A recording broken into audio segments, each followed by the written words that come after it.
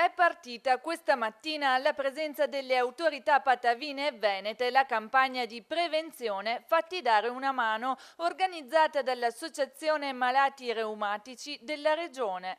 2 giornate oggi e domani che prevedono visite gratuite dalle 10:30 alle 18 presso i gazebo allestiti davanti a Palazzo Moroni, un'iniziativa che ha preso il via in occasione della Giornata Mondiale del Malato Reumatico celebrata il 12 ottobre. I cittadini potranno recarsi al nostro banchetto che abbiamo qui, daremo loro un numero e potranno effettuare uno screening gratuito della mano attraverso la videocapillaroscopia o l'ecografia.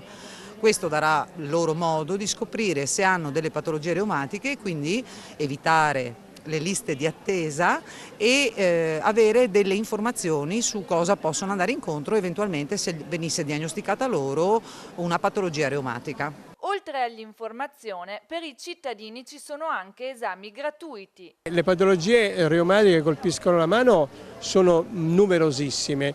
Le più note sono le artriti. L'artrite reumatoide, poi ci sono le artriti legate a alcune affezioni particolari come la psoriasi, l'artrite psoriasica. Un'altra artrite molto nota è la gotta, causata dai cristalli di urato monosodico, una malattia nota fin dall'antichità e che ha colpito e colpisce persone anche molto importanti nella storia.